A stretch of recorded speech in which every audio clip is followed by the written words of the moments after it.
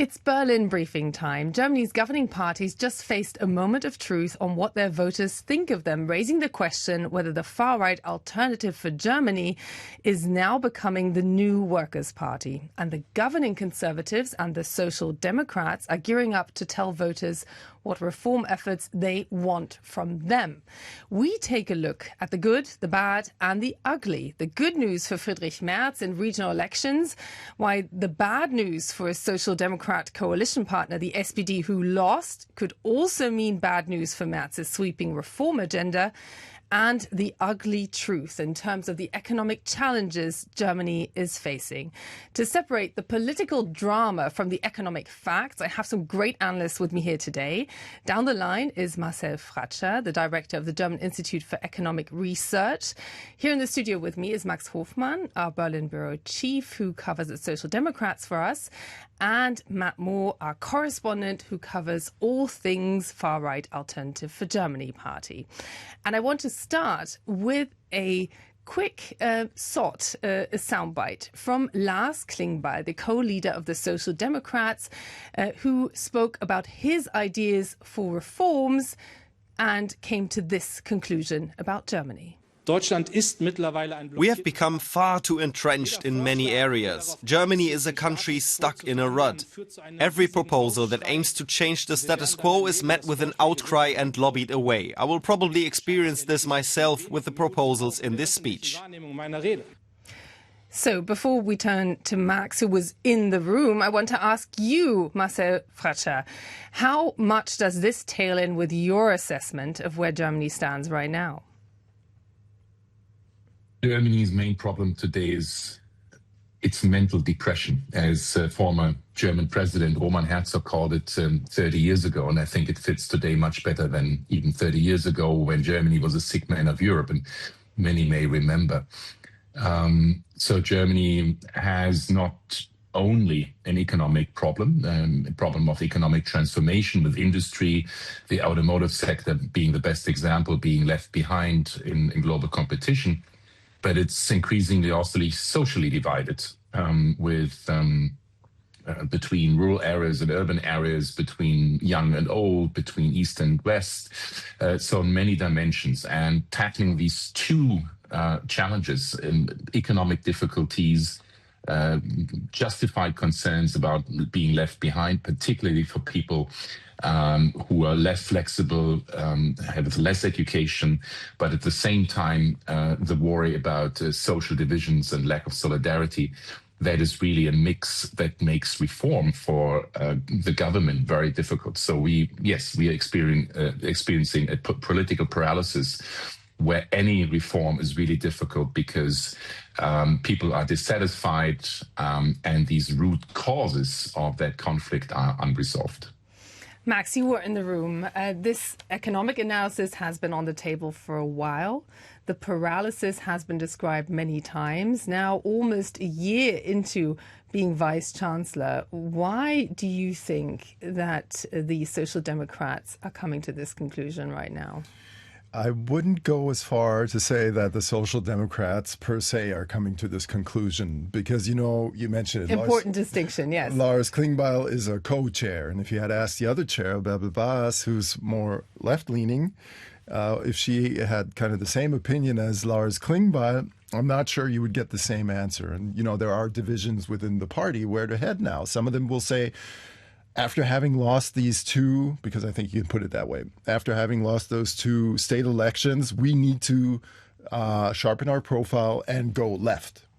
And then you have those like Lars Klingbeil, who we just heard, who say, we need to make it clear that we can actually govern and we need to be clear center. Lars Klingbeil is the guy from the center right here. And had I closed my eyes yesterday at that speech and not known this was Lars Klingbeil or not known which party this was, I assure you, Michaela, sometimes I would have thought, this sounds very liberal, you know, this sounds very center. This is not the SPD. Some of the stuff he said, so very different from what he might have said 2 or 3 years ago.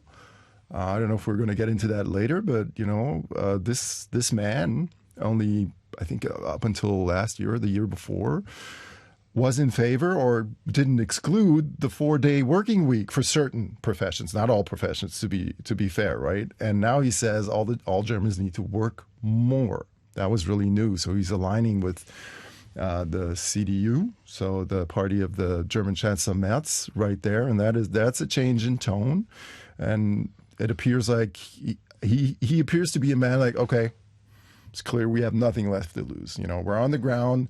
So I'm really gonna go for what I think is right. That's what it sounded like.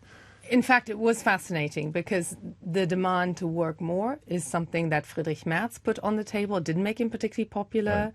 And at the same time, we heard Bärbel Baas from the left camp after those elections in Rhineland-Palatinate, where they just lost at the last weekend, saying the Social Democrats are still ready for reforms. In the past, they have reacted by being more against reforms.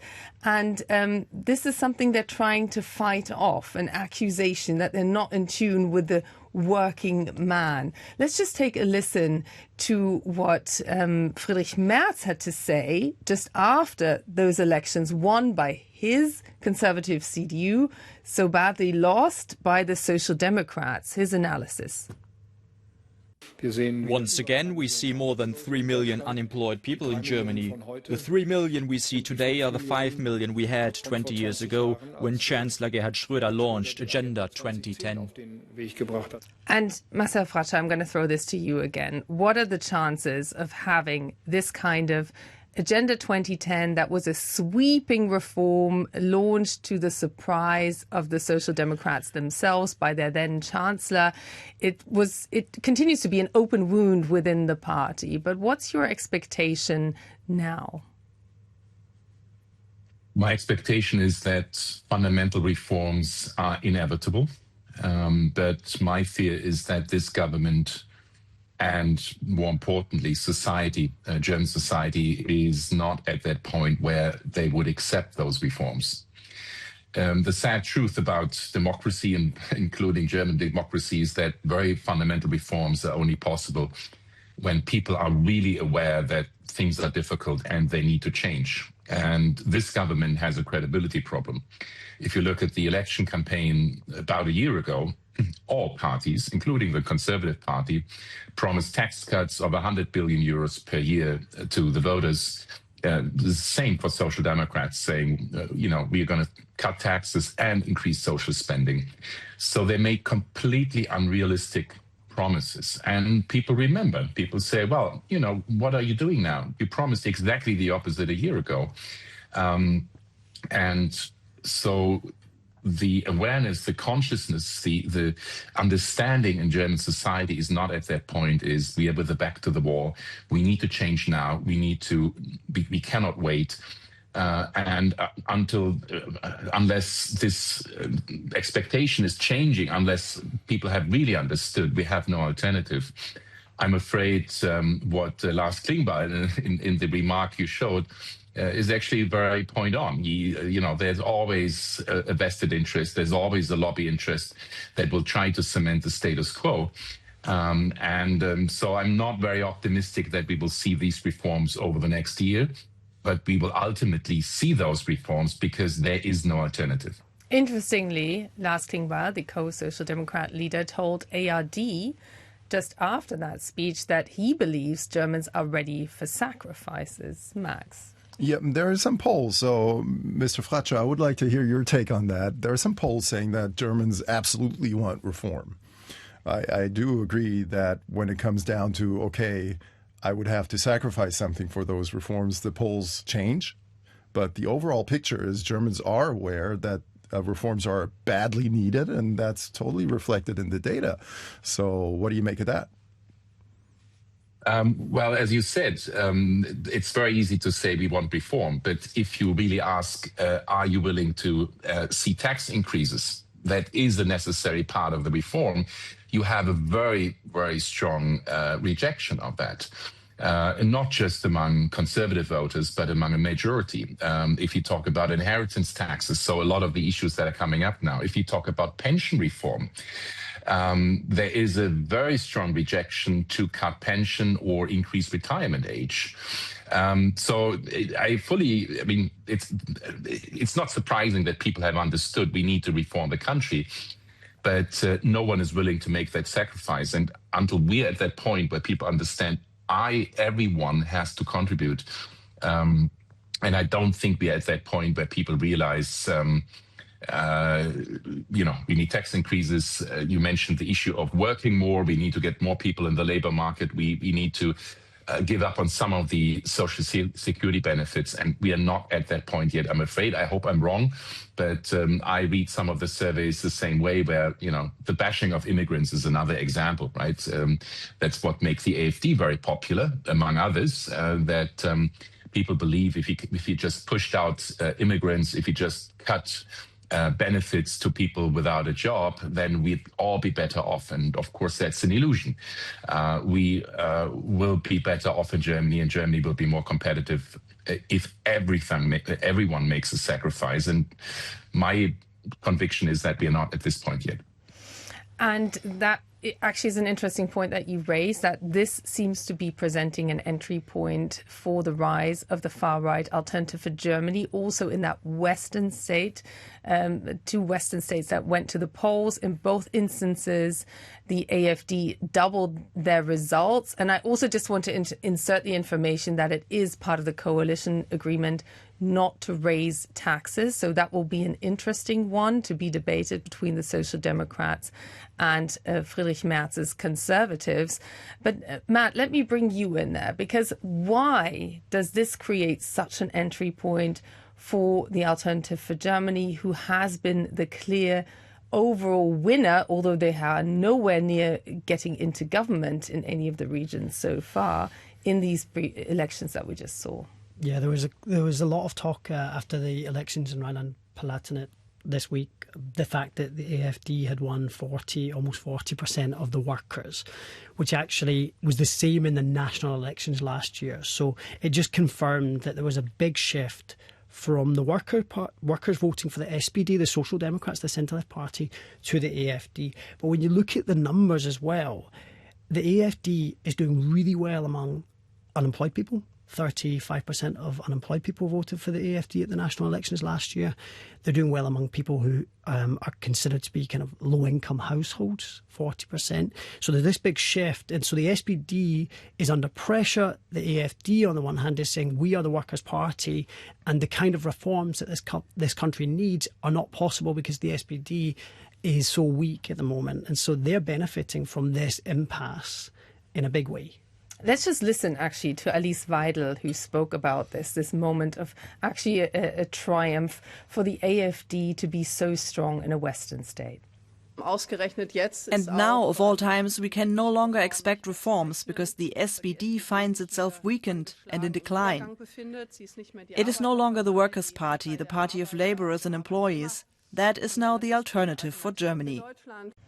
So that one hurts, doesn't it? Yeah, it does. And I'm also struck by the fact that when you look at the studies, so studies were done after the national elections last year about why is it that these people are voting for the AfD, and there's a sense that of relative deprivation, i.e., although people are saying to pollsters, my personal situation is good, they still have this sense that other people, my neighbours, are doing better than me, or that people who are not working as hard as me are doing nearly as well as me.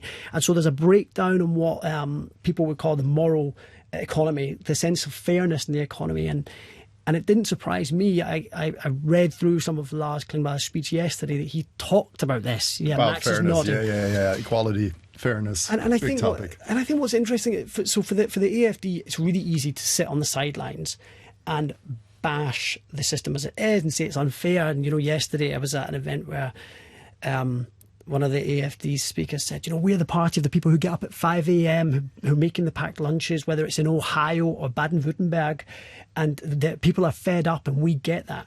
The SPD, on the other hand, because they've governed for the last 10 years or more, it's hard for them to say the system has failed you and we're going to fix it, to recognise that there's problems. I mean, Klingbeil did say that yesterday. He said, we have to be honest that we, the SPD, have created a system where people no longer feel like it's worthwhile to work hard. So he's kind of touching on it, and he said we have to be honest about it. I don't want to be inflammatory, but unless people get the message that the SPD has understood the problem, then I don't know whether or not voters will respond to the SPD's message on that. Yeah, and I just want to play that one soundbite of frustration by co-leader of the SPD, Lars Klingbeil. How can it be that 60% of people say that we are the party of welfare recipients? Actually, Marcel Fratzscher, I want to throw that to you. How can that be? What's your assessment there? Yeah, well, it's still old beliefs that are no longer true. And of course, this is not a sudden shift that we have seen over the past 4 years, but a process we've seen over the past 25 years. I wouldn't overemphasize the distinction between workers and not workers, because if you look at who's voting for the AfD, it's generally people with lower education level, with lower income. It's more in rural areas, structurally weak areas. It's more younger people, also very important, and it's more men than women. And if you look on the other side, who's voting for the Social Democrats and the Conservatives at the federal election last year, it's mostly older people above the age of 55. So that explains a lot why the Social Democrats are so hesitant to cut pension and healthcare contributions or benefits, and the Conservatives to raise taxes. So what I'm saying is this shift has been going on for a long time. The AfD has a very clear focus in more the rural areas and people with lower education who are more concerned about their jobs. So the fear of AfD voters is understandable and is justified. Let me make one more point, because that's what I've been doing research on. The irony is, I call it the AfD paradox. If you look at what the AfD wants in terms of policy, it would hurt its own voters more than anyone else. Because the AfD stands for an extreme libertarian policy. It wants to cut the taxes, it wants to cut government, it wants to cut social security contributions and help for people with lower income. So those voting for the AfD would pay the highest price for AfD policy. But so this has been a process going on for a long time. And yes, I think the Social Democrats haven't come to terms with the fact that they are no longer and have for long not been the party of workers and the working class. Well, two interesting things happened in those regional elections in Baden-Württemberg and Rhineland-Palatinate, and that's that the AfD almost or more than doubled its share of votes, near the 20% mark. That was previously seen as something that pretty much only happens in those eastern states, which are more alternative for Germany friendly. So that's a paradigm shift. And we heard Friedrich Merz describe time and time again that the real political standoff here in Germany is between the conservative CDU and the AfD. So I want to take that to you, because you were in the room during that speech yesterday. How much is your impression that the Social Democrats are now taking on the challenge, because this is a new analysis, that the AfD is now framing itself as the Workers' Party, in their direct challenge for voters with the AfD? Again, Lars Klingbeil, he's the co-chair. I think he is taking that on, to the short answer. He has understood that, and the quotes we just heard are very clear. How can that be? So he's not trying to mince words. He's taken on that challenge.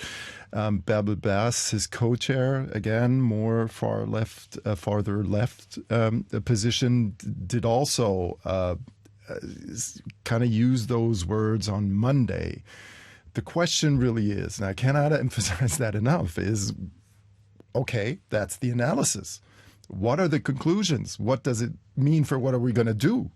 Because those are very different things. You can have the same analysis of the situation, saying, okay, this people don't accept us anymore as the working class party and everything, but then you can draw very different conclusions from that. And I suspect that's exactly what's going to happen, that a significant part of the party will say it means we have to go left. And another part of the party will say, no, we have to go to the center. And then you have that problem that the SPD itself is blocking itself. It's blocking the coalition government, and it will make reforms harder. This is a scenario. Maybe it won't happen that way, but it could. SPD, to put it into historical perspective, is a party that in the past was very capable of reforms. We mentioned what is called the Agenda 2010 by then SPD Chancellor Gerhard Schröder, who, by the way, is saying things again these days, who's back in the mix somehow, but that's a different topic. So very capable of reform. Some experts even argue and say Angela Merkel from the CDU really profited from those reforms that Gerhard Schröder enacted before her, right? So those were forceful reforms, but the left part of the SPD is still reeling from that because they still think it was a mistake, while the more right-leaning or center-leaning part of the SPD thinks it was a good thing. And a large part of the Republic also, haven't seen any recent polls, probably thought this was a good thing and really saved Germany from very similar discussions back then, saving the industrial base, not just going into the direction of the digital bubble back then. You can't really compare it completely, but what I'm trying to say is if the SPD can harness the potential for reform, that still is there. They might be successful, from my perspective. If they go into these infights, then it's going to be really hard. Marcel Fratzscher, some 120,000 industrial jobs were lost here in Germany over the past year alone. That's also part of your own analysis. How much do you expect that economic facts, and let's just also factor in the energy price hikes, the Iran war, which is not responsible for everything, but your own prediction that there could be 1% growth, you now had to correct downwards because of all of these moving parts and these risk factors. How much do you expect the economic facts being created to actually dictate the political agenda now? It will put a lot of pressure, a lot more pressure on the government to implement reform. And the best example is the budget, the federal budget. The German government, and particularly Lars Klingbeil as the finance minister, have to plug a hole of about 30 to 35 billion, 0.7% of GDP in the federal budget for next year.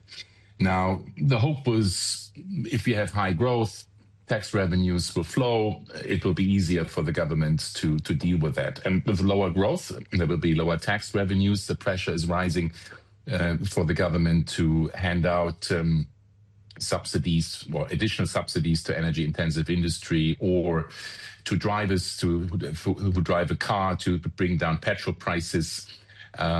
So to make long story short, there is this huge gap in the federal budget, and there won't be any way around than either raising taxes or cutting spending, or both.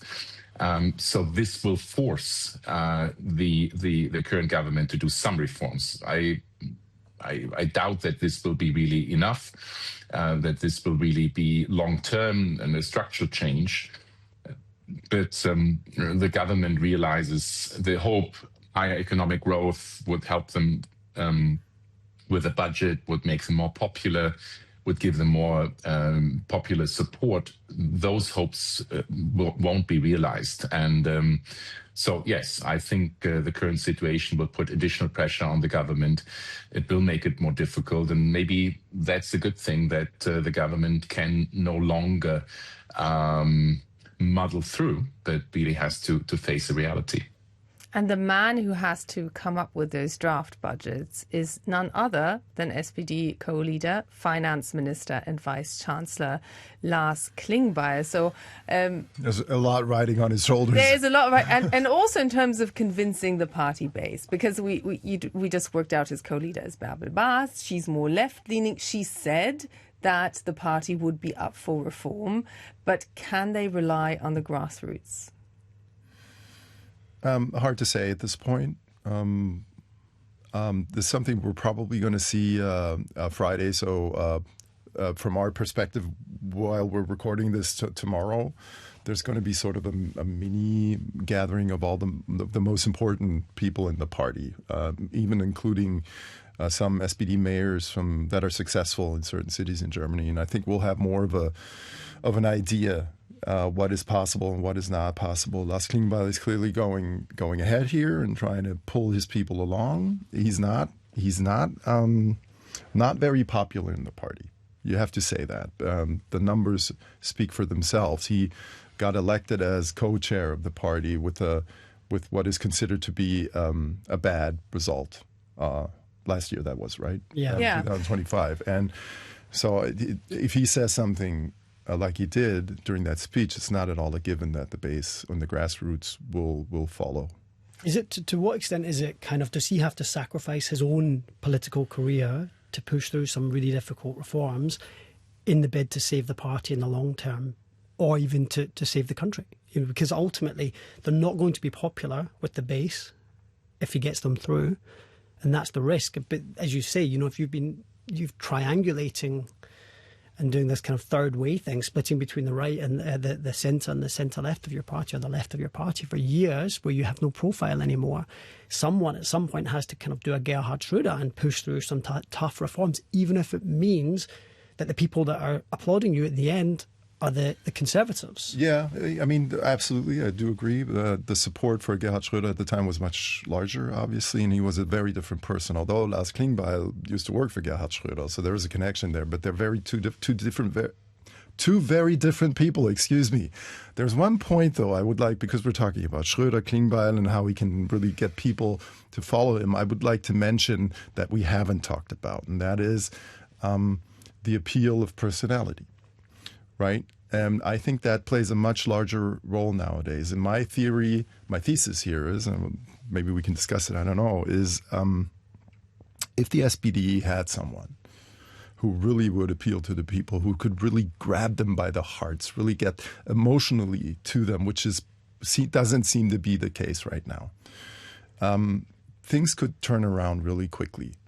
Because if there is one lesson, for example, from the state election in Baden-Württemberg, or even the communal elections in Bavaria that also took place, where a green 35-year-old green, also a gay man, won, which is a huge surprise, shows that if you have the right person running for that office, that is much more important than the party affiliation, especially among young people. So things could also turn around quicker than you'd think, because maybe the affiliation to a certain party seems to be less important than in the past, and the actual person, the personality, is more important. Maybe that's something he's trying to do here, Lars Klingbeil. Just show himself what he really stands for. Nothing to lose, go for it. That might resonate. You never know.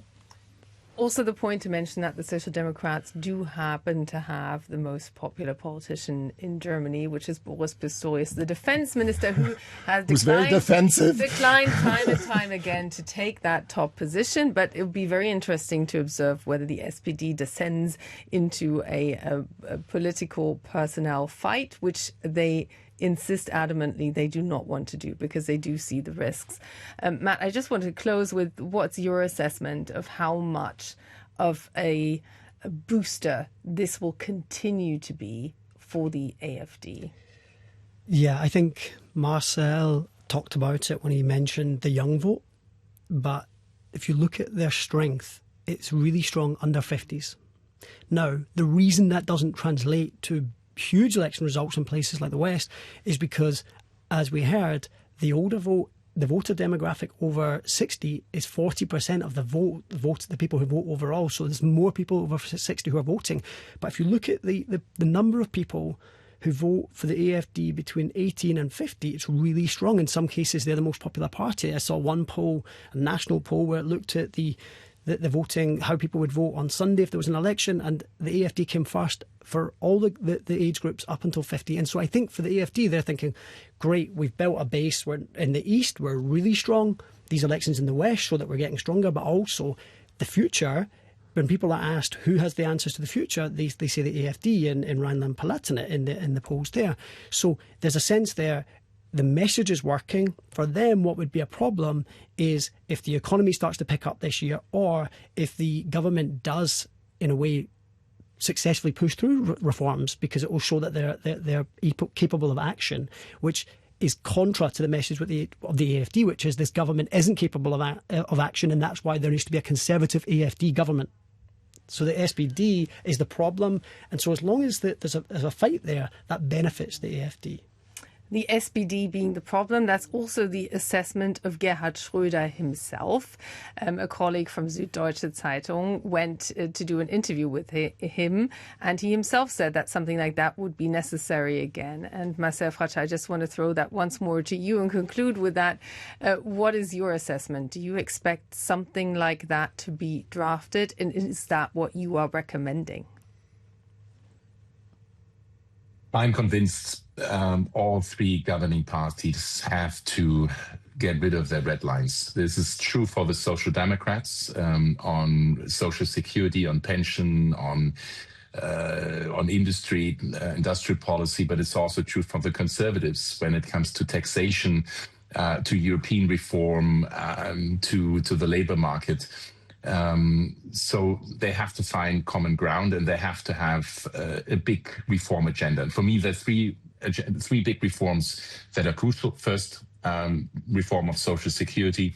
People need to work longer. We need to have a more efficient welfare state. Second, big tax reform that lowers taxation for people with low and middle income and with and companies. And third, and in my view, the most important is reform of Europe.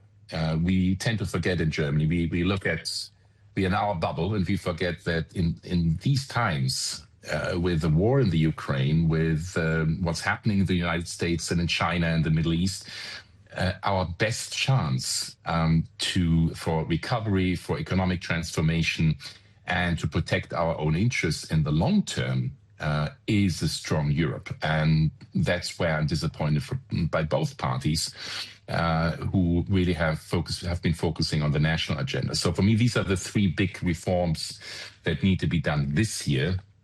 And I tend to be an optimist. So I give it a chance that the government has understood, that Friedrich Merz has understood, that Lars Klingbeil has understood that, and that they will try to find a consensus. And we will for sure keep a very close eye on whether they have the economic clout both within their parties and beyond to do exactly that. On the key issues of reform, we are awaiting expert recommendations, and that will begin with health here in Germany. But what you just said is certainly calling for more episodes of Berlin Briefing. So those are sure to follow over the coming weeks and months. For today, you are fully briefed up, and I would like to thank Marcel Fratzscher, Max Hofmann and Matt Moore for your analysis. Do keep following us. Do throw us some comments below what you would like to see more episodes on, and we'll also add some of our output, our analysis this week on the topics that we touched. For now, thank you so much for watching and listening.